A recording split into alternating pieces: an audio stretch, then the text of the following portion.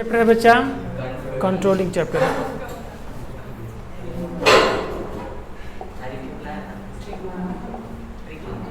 ये हम लोग का चैप्टर 8 है।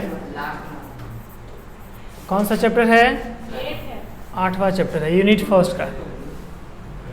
यदि हम लोग बात करें, सबसे पहले हम लोग कंट्रोलिंग की ही बात करेंगे कि कंट्रोलिंग होता क्या है ना। तो controlling is that function of a system which provides direction in the confirmation to the plan. यदि कोई प्लान किया गया है तो उसके कन्फर्मेशंस को चेक किया जाएगा, उसी को हम लोग बोलते हैं कंट्रोलिंग। समझ में आ रहा है? मैनेजमेंट के पार्ट्स में हम लोगों ने पढ़ा प्लानिंग, ऑर्गेनाइजिंग, मोटिवेटिंग, मतलब जितना चीज़ हम लोगों ने पढ़ा उसमें कंट्रोलिंग का एक अहम रोल है। ये रोल क्या है कंट्रोलिंग का भाई? तो देखिए, आप प्लान ज़बरदस्त कीजिए, आपका बिजनेस भी ज़बरदस्त शायद ओपन हो जाएगा, ऑर्गेनाइजेशन का स्ट्रक्चर भी बढ़िया है, स्टाफिंग भी खूब बढ़िया से हुआ, डायरेक्शन भी खूब बढ़िया से हुआ, लेकिन शायद कंट्रोलिंग बढ़िया से ना हो तो काम बढ़िया होगा? काम बढ़िया हो पाएगा? Controlling is a most and important tools of the management. एक बहुत बड़ा उसका टूल्स है मैनेजमेंट के फील्ड में controlling. And without controlling we can not control the employee, business, organization and everything. Controlling बहुत बड़ी चीज़ का नाम है। प्लानिंग कर रहे हैं लेकिन उस पर कंट्रोलिंग नहीं कर रहे हैं। नियम बना रहे हैं कि आज से हम पढ़ेंगे, लेकिन नहीं पढ़ पा रहे हैं, कुछ ना कुछ प्रॉब्लम हो रहा है, अपने आप को आप कंट्रोल नहीं कर पा रहे हैं। ठीक है, कंट्रोलिंग के यदि फंक्शंस की हम लोग बात करें तो कंट्रोलिंग के फंक्शन में देखिए कौन कौन सा फंक्शन है। मैनेजरियल फंक्शन है, फॉरवर्ड लुकिंग यानी आगे की ओर देखने की प्रक्रिया है। Controlling is both the negative and positive cases है। इसके बाद आपका controlling is need at all levels, यानी top level, middle level and lower level, सारे लेवल्स के लिए होता है। ये कॉन्टिन्यूअस एक्टिविटी होती है कंट्रोलिंग। ये नहीं होता है एक बार कंट्रोल कर दिए तो हो गया। आ रहा है समझ में ना?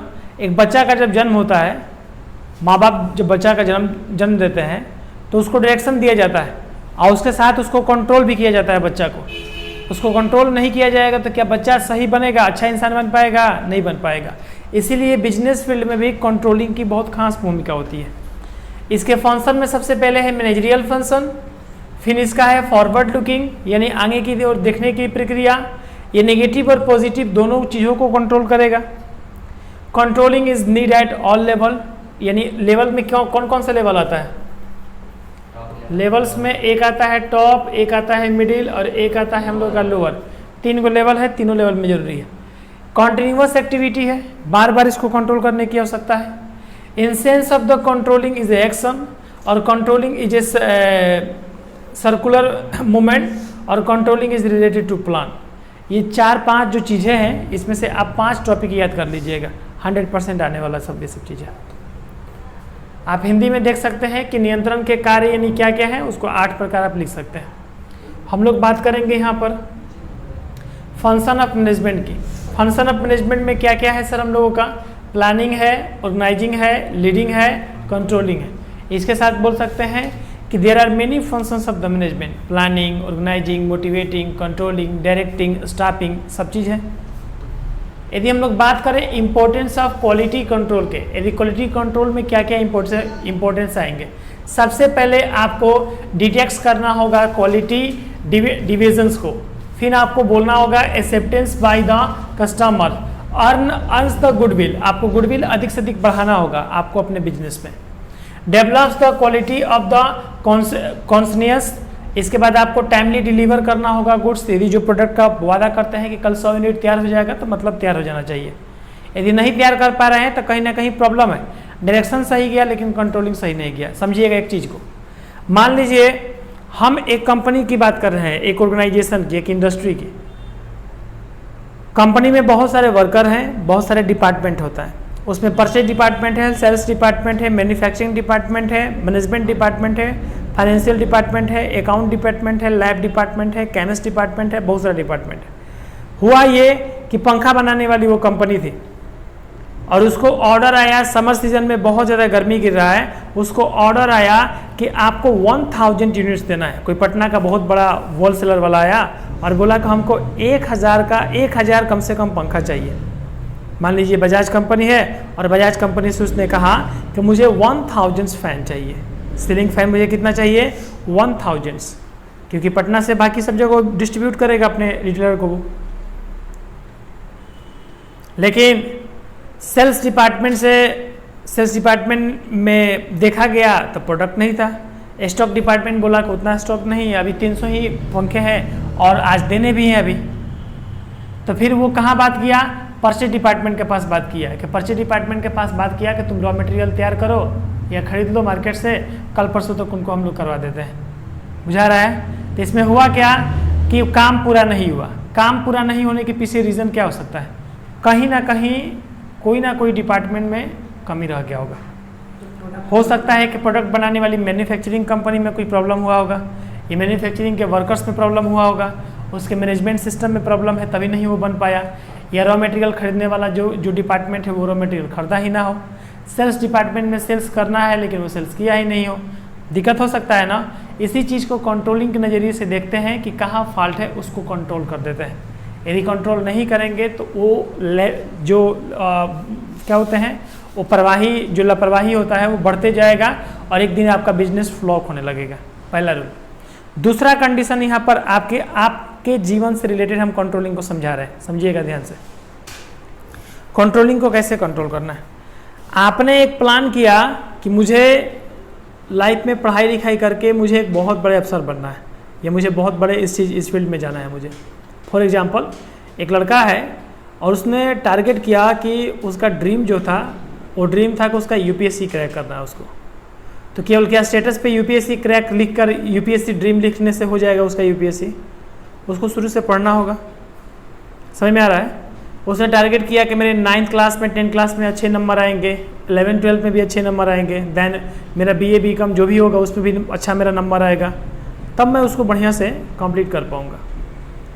उसका कमजोरी 9th क्लास में भी रहा, 10th में भी रहा, 11th में भी रहा, 12th में भी रहा। उसका कारण बहुत प्रकार का हो सकता है। हो सकता है कि टाइमली पढ़े ना, ये कारण हो सकता है। जो सिलेबस पढ़ना चाहिए वो नहीं पढ़कर कुछ अनदर सिलेबस पढ़ रहा है जिसकी वजह से उसका प्रोग्रेस रुका उसका। या कारण सबसे बड़ा हो सकता है कि उसका डाउट सेशन कहीं ना कहीं फंसा। डाउट सेशन का मतलब देखिए क्या है, डाउट सेशन यदि कंट्रोल आप कर देते हैं तो आप बहुत ही जल्दी इंटेलिजेंट स्टूडेंट में आपका गिनती होता है। डाउट सेशन का मतलब होता है जैसे मान लीजिए कि आप फॉर एग्जांपल a+b का कोई मैथ सॉल्व कर रहे हैं और आपको ये नहीं समझ में आ रहा है कि a के स्थान पे क्या रखें और b के स्थान पे क्या रखें फॉर एग्जांपल, तो आपका यहीं पर डाउट क्लियर हो गया। फिर आपको ये डाउट है तो आप तो उस मैथ को बना नहीं पाएंगे और उस डाउट को अभी क्लियर नहीं किए तो हो सकता है a+b+c के होल क्यू की यदि बात कर दिया जाए या a+b के क्यू की बात कर दिया जाए तो आपको वो बनाना ही नहीं आएगा।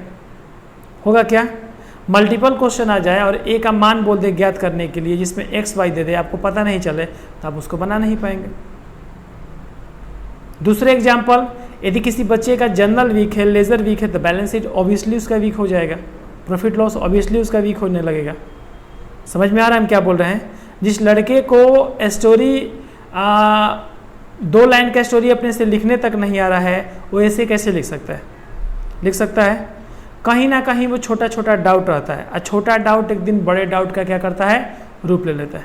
जिसको ABCD नहीं आया वो वर्ड मीनिंग कहाँ से मतलब याद कर पाएगा, और जिसका वर्ड मीनिंग कंप्लीट नहीं हुआ उस पर सेंटेंसेस कैसे बना सकता है। और जिसको सेंटेंसेस बनाने नहीं आ रहा है, जो सेंटेंसेस नहीं बना सकता है, वो अपने बारे में या किसी टॉपिक पर कैसे 20 लाइन या 50 लाइन लिख सकता है, कैसे एक ऐसे लिख सकता है? वो लिख ही नहीं सकता है कभी, उसको उसमें प्रॉब्लम होने लगेंगे। समझ में आ रहा है हम क्या बोल रहे हैं? हर फील्ड में, इंग्लिश हो, मैथ्स हो, अकाउंट्स हो, कोई भी सब्जेक्ट हो, उसमें आपका छोटा छोटा डाउट एक बड़े डाउट का रूप ले लेता है। एग्जाम्पल के लिए समझिएगा, डाउट में हम आपको एक स्टोरी सुना रहे हैं।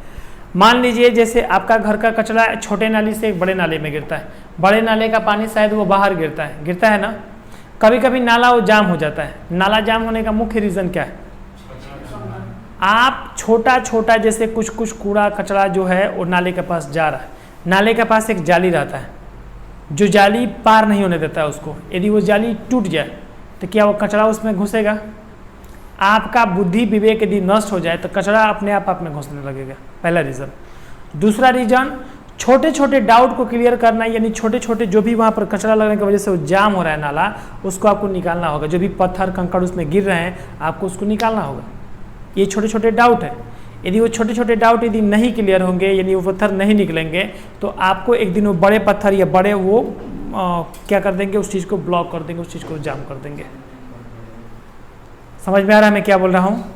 मतलब छोटा छोटा जो डाउट होता है सर, वो समझ लीजिए कि एक प्रकार का वो डस्ट है, एक प्रकार का वो पॉल्यूशन है।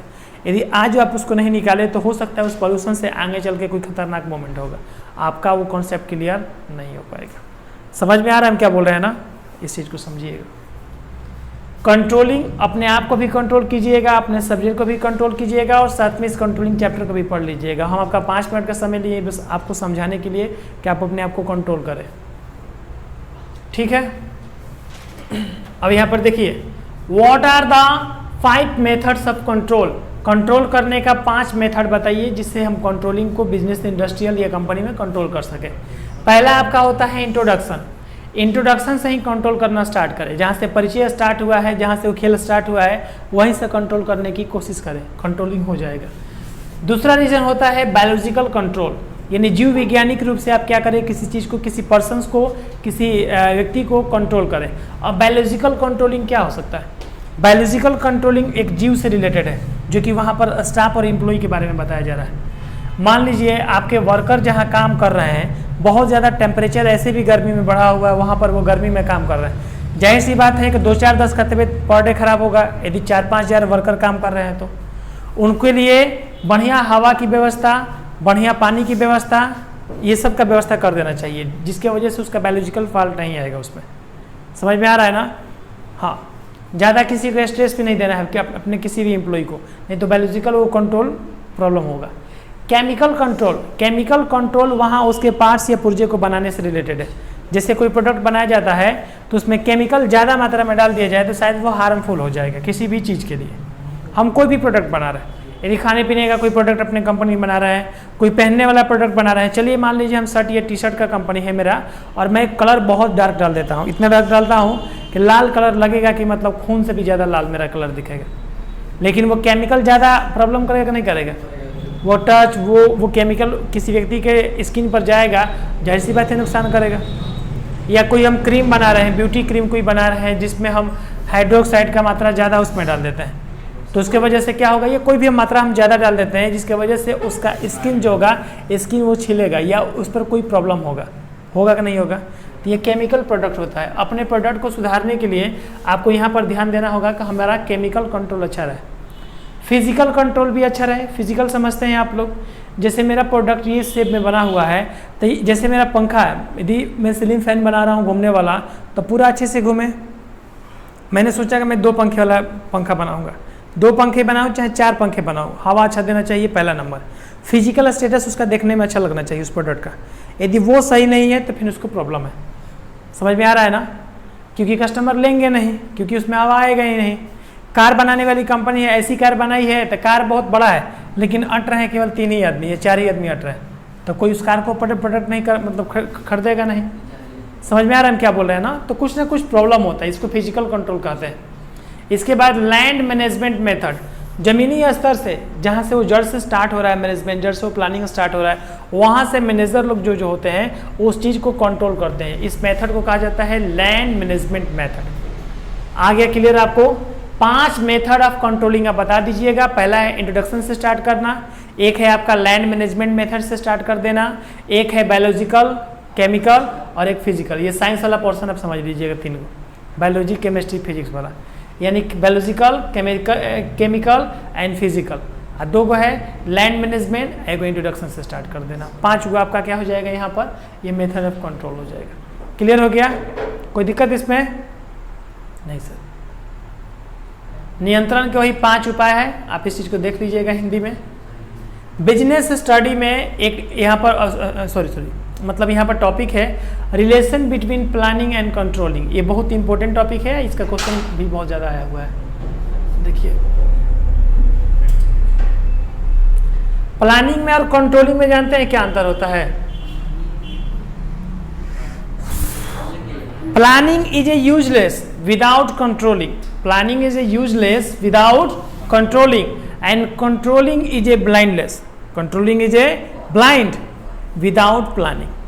समझिएगा, मैंने एक वर्ड बोला, planning is a useless without controlling. हम प्लान बढ़िया से बढ़िया बना सकते हैं कि आज से पढ़ेंगे, अभी से पढ़ेंगे, टॉपर बनेंगे तो मतलब बनेंगे, लेकिन अपने आप पे कंट्रोल नहीं करेंगे तो मेरा वो प्लानिंग यूजलेस हो जाएगा, मेरा बेकार हो जाएगा।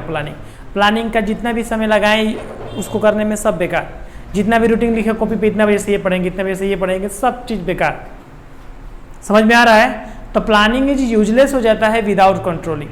और कंट्रोलिंग इज ए ब्लाइंडनेस, या controlling is a blind without planning. बिना प्लानिंग का नियंत्रण जो होता है, कंट्रोलिंग होता है, वो अंधे के समान होता है। कंट्रोलिंग तो कर रहे हैं, लेकिन क्या कंट्रोल कर रहे हैं भाई? ना कोई प्लानिंग है, ना कोई मैनेजमेंट, हम कंट्रोलिंग कर रहे हैं। क्या कंट्रोलिंग कर रहे हैं? बच्चा को गाइडिंग में रख रहे हैं, लेकिन आप क्या गाइडिंग कर रहे हैं? मतलब आपका टारगेट क्या है? उसको क्या तैयार करने का टारगेट है? हम ऐसे पेरेंट्स को देखें, बच्चा को कंट्रोल करेंगे, बच्चा थोड़ा सा खेलने के लिए घर में भगा दिया, बैठ के पढ़ो, उसको देखेंगे भी नहीं कि लोग क्या पढ़ रहा हो। चलो बैठ के पढ़ो, पापा आइसक्रीम खाएंगे, खाएगा आइसक्रीम तो चलो जाओ। आखिर वो किस तरह का वो कंट्रोलिंग किया जा रहा है उस पर? बच्चा पढ़ रहा है, क्या पढ़ रहा है पता नहीं चल रहा है, आप उसको पढ़ाई कंट्रोलिंग नहीं कर रहे हैं। बच्चा को खेलने का उम्र है, आप उसको खेलने नहीं दे रहे हैं, उसका फिजिकल और उसका मेंटल इक्विपमेंट इंक्रीज नहीं कर पाएगा उसका, आप वहाँ भी कंट्रोलिंग कर रहे हैं। आप कंट्रोलिंग कर रहे हैं। बच्चे को टारगेट क्या रखे?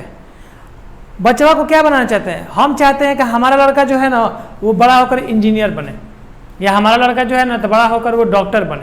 अरे भाई, तो आप वैसा कंट्रोलिंग कर ही नहीं रहे, आपका प्लानिंग ही नहीं है। कुछ प्लान किए हैं बच्चा को क्या बनाना है, अभी सोचे नहीं है क्या प्लान। बहुत सारे बच्चों से पूछोगे what do you want to be in your life, सब सोचे नहीं अभी। लाइफ में क्या करोगे, सोचे नहीं अभी। अरे भाई, तो तू पढ़ क्या रहा है, तू पढ़ाई क्या कर रहा है, तू क्यों ये सब्जेक्ट लिया है, और आखिर ये क्यों इतना मेहनत कर रहा है? किसी चीज़ के टारगेट के लिए कितना घंटा पढ़ना पड़ता है, क्या करना होता है, कुछ भी नहीं। प्लानिंग है ही नहीं। तो प्लानिंग नहीं है तो कंट्रोलिंग क्या है? ब्लाइंड है, अंधा है। अंधेरा में तलवार भाज रहा है, कोनो ना कोनो को तो लगवे करेगा। अरे भाई, कैसे लग जाएगा? प्लानिंग तो करो पहले, किसको मारना है और तलवार और धनुष कहाँ चलाना है। समझ में आ रहा है ना? रिलेशन क्लियर हो गया इसका? देखिए, कंट्रोलिंग इन मैनेजमेंट का मतलब क्या होता है? जैसे ये पूरे पीपल, पूरे लोग हैं, और इसको कंट्रोल कौन करेगा? कोई ना कोई मैनेजर कंट्रोल करेगा, कोई ना कोई एचआर इसको क्या करेगा? कंट्रोल करेगा। इसी प्रोसेस को कहा जाता है कंट्रोलिंग प्रोसेस। देख रहे हैं ना? पूरे टीम में पूरा निर्देश, डायरेक्शन भी देगा, आप पूरे टीम में क्या करेगा? कंट्रोल भी करेगा, किसको कैसे कंट्रोल करना है। समझ में आ रहा है ना? अब रिलेशंस की बात करें हम लोग बीच में, तो यहां पर देख लीजिए इसको। देखिए कहाँ गया? The relation between planning and controlling can be discuss in the flowing two way. हम लोग टू वे में इसको समझ सकते हैं। एक पहला हम लोग का यहाँ पर है interdependence and relationship between planning and controlling, जिसको दो भागों में डिस्ट्रीब्यूट किया गया है। एक planning is A measuring less without the controlling, ये आपके बुक में मिल जाएगा ये टॉपिक जो हम दिखा रहे हैं अभी। Controlling is a blind without the planning. दो चीज यहाँ पर है, एक है कि planning is a meaningless without controlling, नहीं बोले यूजलेस बोलो चाहे मीनिंगलेस बोलो, प्लानिंग करने का कोई मतलब ही नहीं बनता है जब आप कंट्रोलिंग नहीं करते हैं। अपने आप पे आप कंट्रोल नहीं कर सकते हैं ना सर, आप प्लानिंग मत बनाइए। आप वो ड्रीम फ्रीम वाला काट दीजिए, स्टेटस हटा दीजिए वहाँ से, आप कुछ भी नहीं कर सकते क्योंकि आपके अंदर कंट्रोलिंग है ही नहीं। और आप यदि कंट्रोलिंग कर रहे हैं तो controlling is a blind without the planning.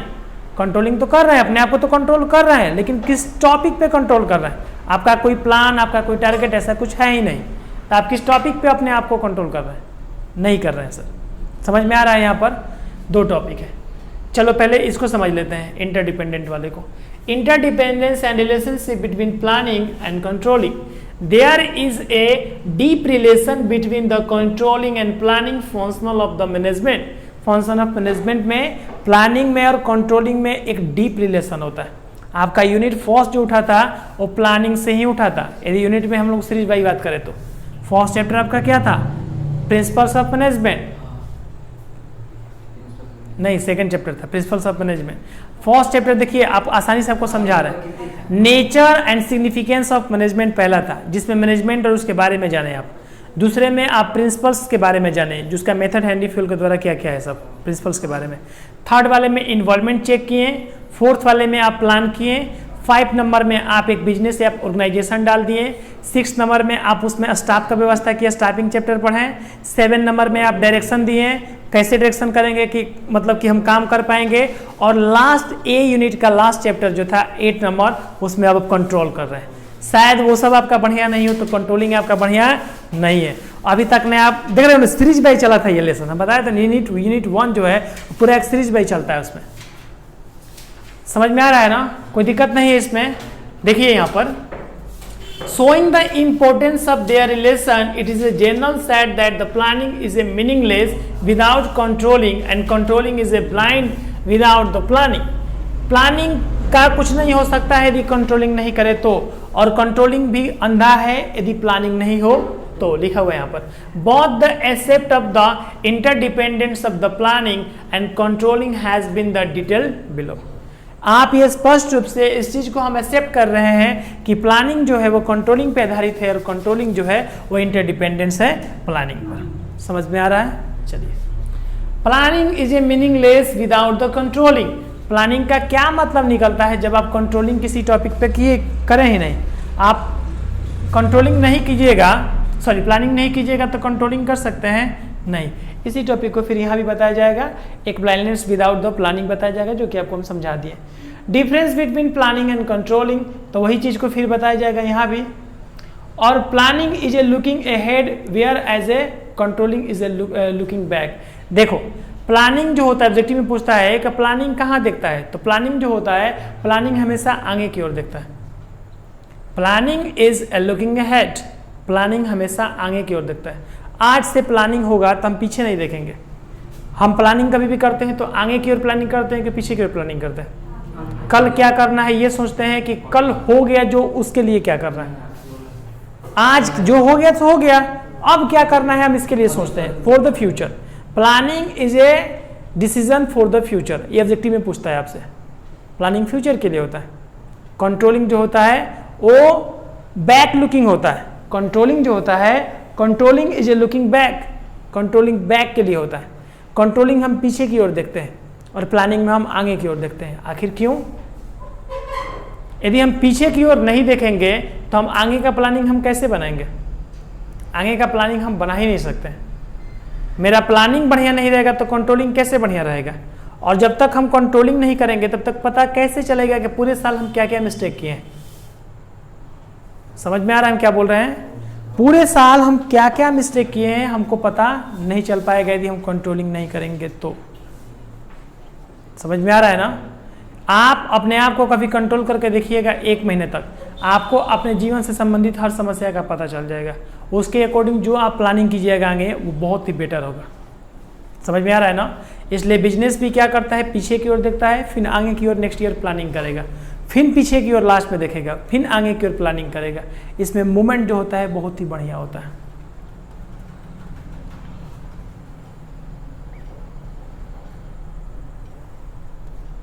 समझ में आ रहा है आपको जो समझा रहे हैं आपको?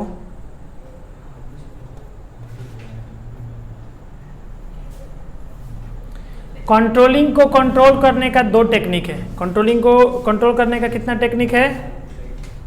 2 टेक्निक है सर। एक आपका ट्रेडिशनल कंट्रोलिंग है और एक आपका मॉडर्न कंट्रोलिंग है। ट्रेडिशनल कंट्रोलिंग और मॉडर्न कंट्रोलिंग में अंतर क्या है? ट्रेडिशनल जो होता है वो पुराने परंपरा के अनुसार चलता है। ट्रेडिशनल का मतलब होता है परंपरागत चलना, है ना?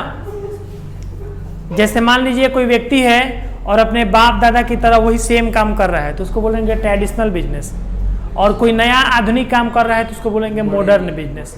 उसी प्रकार यहाँ पर कंट्रोलिंग में भी 2 चीज होते हैं। एक होता है कि हम पुराने तरीके से कंट्रोल करें तो ट्रेडिशनल कंट्रोल, एक नए टेक्निकल इस बल पर करें तो उसको मॉडर्न कंट्रोल बोलेंगे। ट्रेडिशनल कंट्रोल में क्या क्या आएगा? बजटरी कंट्रोल, बजट मिलाओ, बजट है कि नहीं है। दूसरा है ब्रेक इवन एनालिसिस करो कि मेरा प्रॉफिट कितना है, लॉस कितना है। फिर स्टैटिकल डाटा तैयार करो, है ना? ये मैथ है, स्टैटिकल डाटा, स्टैटिकल एक सब्जेक्ट भी आता है बीकॉम पार्ट 2 में। स्पेशल रिपोर्ट एंड एनालिसिस तैयार करो, operational audit and internal audit करो। ये सब जो चीज होते हैं वो हो जाते हैं हमारे ट्रेडिशनल कंट्रोल, और ये जो होते हैं ये होते हैं हमारे मॉडर्न कंट्रोल। मॉडर्न कंट्रोलिंग में क्या होता है? Zero base budget. Zero base से स्टार्ट करो अपना बजट।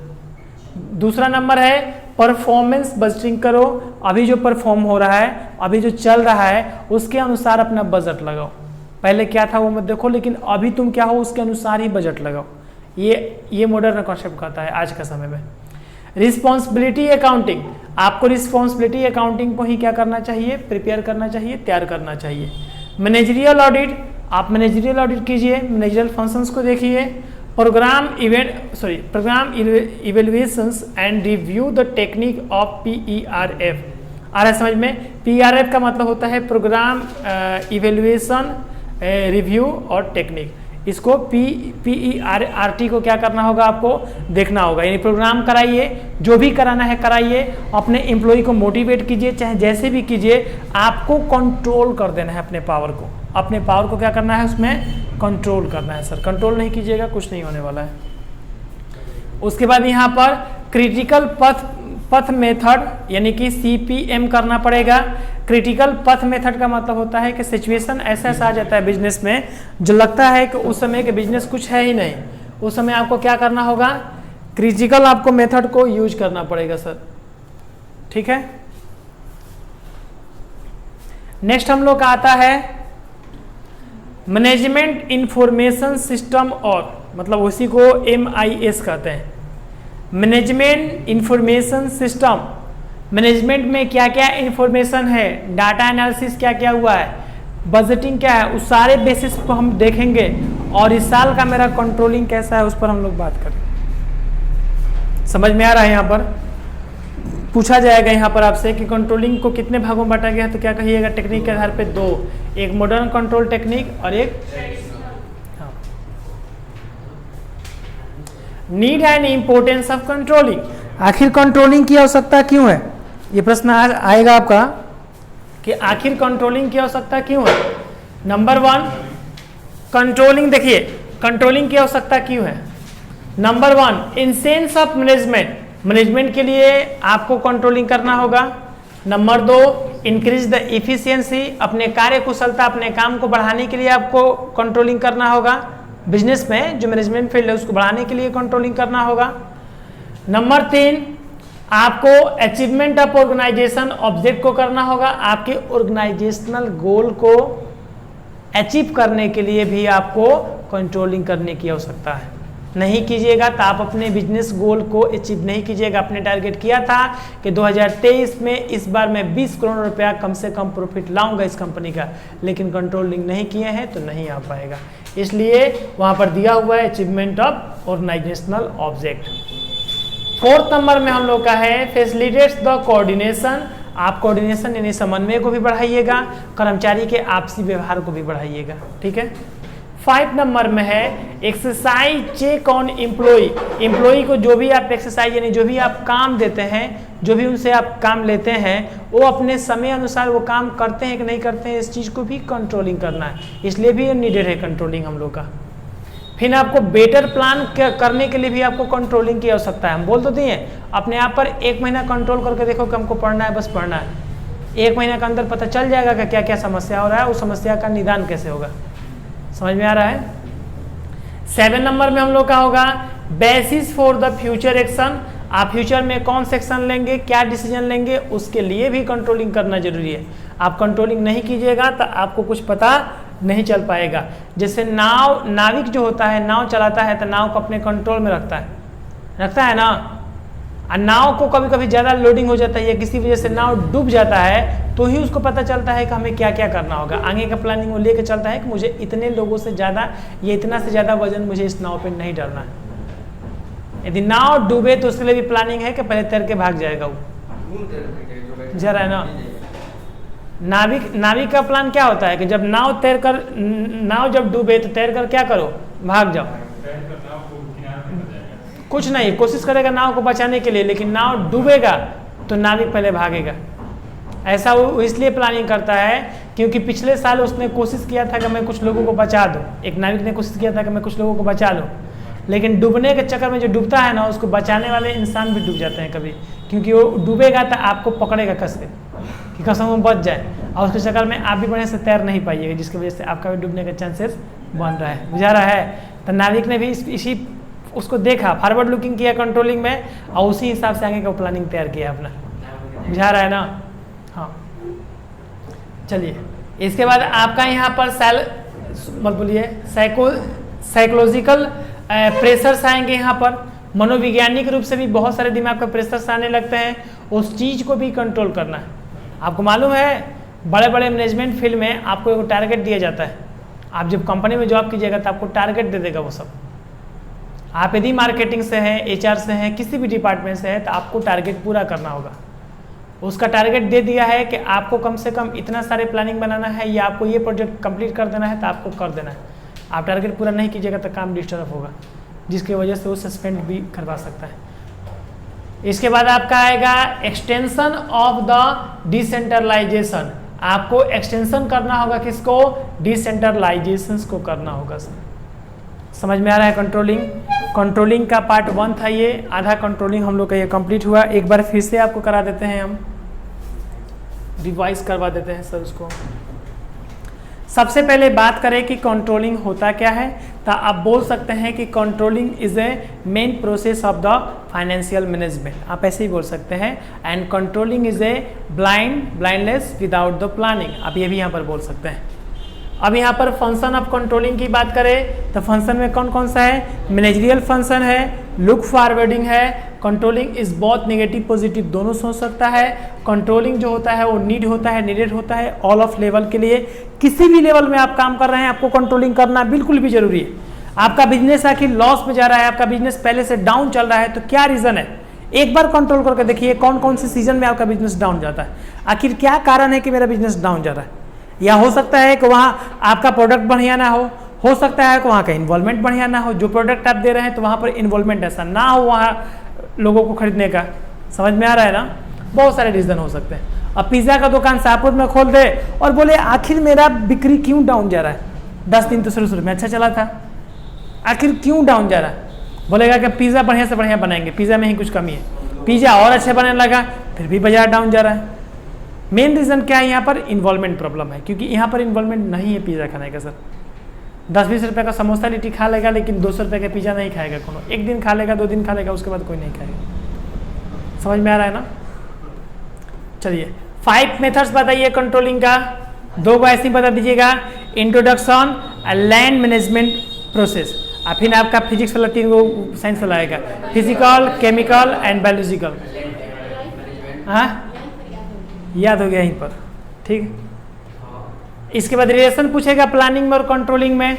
बच्चा जानता है planning is a meaningless without controlling and controlling is A blindness without planning. उसको आप 5 नंबर में आएगा तो उसको लिखना भी पड़ेगा, लिखकर फिर समझाना पड़ेगा। आई एक्सेप्ट यू, मतलब आई एक्सेप्ट दिस टॉपिक कि planning is A without meaningless without the controlling. उस चीज़ को घुमा फिरा के फिर समझा देना है आपको कि कैसे है वो मीनिंगलेस। एग्जाम्पल भी दे सकते हैं उसके लिए आप।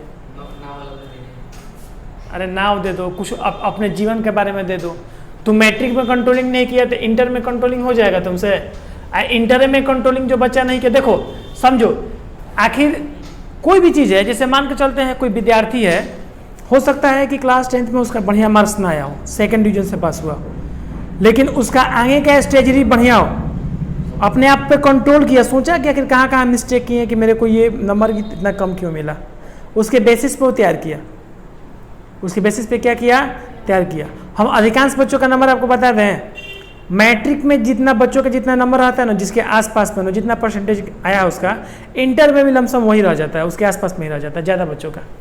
ये सही परसेंट में कम से कम 85% बच्चों के साथ ऐसा ही होता है। 15-20% ऐसे बच्चे होते हैं जो इतना मैट्रिक में नंबर आया है उससे कई गुना ज़्यादा इंटर में आ गया है, या मैट्रिक में जितना नंबर आया है उससे कई गुना नंबर कम उसका इंटर में आ गया है। बुझा रहा है ना? 80% लड़कों का हम देखे हैं कि उसका इंटर में वही नंबर आता है जो मैट्रिक में उसका नंबर आता है लमसम। रीज़न जानते हैं क्या होता है? यही रीज़न है कंट्रोलिंग का। आखिर वो मूवमेंट, उस चीज़ को कंट्रोलिंग कहाँ कहाँ नहीं कर पाया। समझ में आ रहा है ना? एक हम लोगों में विद्यार्थी था डब्लू, मैट्रिक में 3rd डिवीजन से पास हुआ था, इंटर में भी ऑलमोस्ट हम नहीं कहेंगे लेकिन फिर भी उतने रेंज में ही जाएगा। हम नहीं कहेंगे, हम सोचें विद्यार्थी चलो भाई आगे पढ़ लें, लेकिन उसको कंट्रोलिंग नहीं है। कंट्रोलिंग कहाँ नहीं है? जैसे घूमने फिरने में समय बिताना, रिलेटिव में समय बिताना, पूजा पाठ सामग्री में समय बिताना, क्लासेस टाइम पर ना करना, घर पे बढ़िया से ना पढ़ना और घर खानदान में लड़ाई करना, जिसकी वजह से उसका पढ़ाई हमेशा लॉसेस में जाता है। अच्छा, इससे पहले भी हम कुछ बच्चे हैं, जैसे अभी ईशू थी, आर्ट्स स्टूडेंट थी। ईशू जैसे है कि उसका मैट्रिक में 3rd डिवीज़न है, मैट्रिक में 3rd डिवीज़न है वो। इंटर में भी ऑलमोस्ट उसका 2nd या 3rd डिवीज़न ही आएगा। रीज़न आपके सामने है। उसका वीकनेस देखो तो उसका वर्ड पावर वीक है, मैथ्स वीक है, थ्योरी पावर वीक है, लिखने का पावर वीक है, ग्रामर वीक है, सब कुछ वीक है। उस चीज़ को यदि वो कंट्रोल नहीं कर पाई 11th क्लास में, 12th क्लास में, तो दैन आगे भी ये प्रॉब्लम उसके साथ चलेगा। कंपटीशन भी इसी वजह से नहीं निकल पाएगा, क्योंकि उसका ग्रामर वीक है, उसका मैथ वीक है, उसका ये वीक है, फिर से वो प्रोसेस चलेगा। इस चीज़ को यदि कंट्रोल कर ले कि मेरा नंबर कटा इंग्लिश में, तो किस टॉपिक पर कटा? क्या थ्योरी पर कटा, लिटरेचर पर कटा, ग्रामर पर कटा, किस? आखिर इंग्लिश में मेरा मैट्रिक में 80 नंबर ही क्यों आया, मेरा 100 नंबर क्यों नहीं आया? हमने चेक किया, मिलाया, तब पता चला। लेकिन इसको चेक कोई नहीं करता है, इसको कंट्रोल कोई नहीं करता है। जिसका फिर मिल जाता है उसको इंटर में सेम चीज़ वैसे ही मिल जाता है। या सब चीज़ कंट्रोल है तो सब चीज़ पढ़ो, बढ़िया से पढ़ो। समझ में आ रहा है ना? इसी को कंट्रोलिंग करते हैं हम लोग। कंट्रोलिंग इज ए इंटरडिपेंडेंट, बोलेगा रिलेशन में पूछ देगा, 5 को बता दीजिए टॉपिक पे। तो इंटरडिपेंडेंट है प्लानिंग कंट्रोलिंग पे, और कंट्रोलिंग किस पर डिपेंडेंट है? प्लानिंग पर। वो मीनिंगलेस है उसके बिना, वो ब्लाइंडलेस है उसके बिना। ठीक है? हाँ, both is a useless and both is a blindless, दोनों है। ठीक है, लेकिन ऐसा नहीं बोल सकते। प्लानिंग कहाँ देखता है? पीछे की आगे। Look forwarding. कंट्रोलिंग कहाँ देखता है? बैक। लुकिंग बैक देखता है, क्योंकि पीछे इसको देखना है। Planning is a looking back whereas a controlling is a look ahead. ठीक है? और कभी कभी ऐसा भी होता है कि प्लानिंग इज लुकिंग बैक, कभी कभी प्लानिंग भी पीछे की ओर देखता है।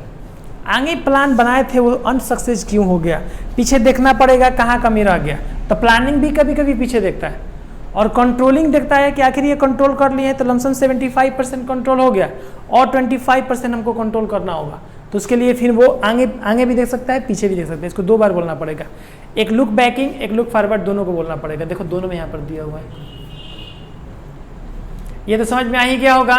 कंट्रोलिंग को कितने टेक्निक में बांटा गया है? 2 टेक्निक में, मॉडर्न टेक्निक और ट्रेडिशनल टेक्निक। ट्रेडिशनल में 2-4 का नाम और मॉडर्न में 2-4 का नाम याद कर लीजिएगा। उसके बाद आपको नीड और इम्पोर्टेंस पूछेगा। इफिशियंसी को इंक्रीज करने के लिए, गोल को अचीव करने के लिए, टाइम बचाने के लिए, पैसा बचाने के लिए, कॉस्टिंग बचाने के लिए, मैनेजमेंट फंक्शंस को और बेटर करने के लिए, इन सब के लिए आवश्यकता पड़ता है कंट्रोलिंग का। हम ऐसे ही बता देंगे, कोई जरूरत नहीं है कि आप इस टॉपिक को बताइए। बेटर प्लानिंग करना है, कंट्रोलिंग की आवश्यकता है। इफिशियंसी इंक्रीज करना है, प्लानिंग कंट्रोलिंग की आवश्यकता हो। सेल्स पावर को बढ़ाना है, प्रॉफिट या गोल को अचीवमेंट करना है, इसलिए भी हमको आवश्यकता पड़ता है। आवश्यकता ही तो पूछ रहा है क्वेश्चन में। Why are needed और इम्पोर्टेंस ऑफ कंट्रोल। कंट्रोलिंग की आवश्यकता क्यों होती है हमें? आपको नहीं पता चल रहा है कंट्रोलिंग हमें कहाँ कहाँ करना होगा और क्यों कर रहे हैं कंपनी के लिए। कंपनी का पैसा बचे, सेव ऑफ द मनी के लिए कंट्रोलिंग कर रहे हैं। पिछले बार बहुत ज़्यादा खर्चा हो गया था, इस बार कम करना। बेटर प्लानिंग के लिए कर सकते हैं, गुड परफॉर्मेंस के लिए कर सकते हैं, हाँ, टाइम सेविंग के लिए कर सकते हैं, प्रोडक्ट को बेटर बनाने के लिए कर सकते हैं। आप बोलिए ना भाई, इसमें का 10 को टॉपिक है, आप 5 को याद कर लीजिएगा। एक आध भूलिएगा तो अपने से भी आपको हम थॉट इसलिए देते हैं कि एग्जाम में भूलिएगा सर तो छोड़कर मत आइएगा। उसको हमको थॉट दे देते हैं कि आप लिख लीजिएगा उसको। बुझा रहा है ना? मेन थॉट ही काम करता है अपने जीवन में।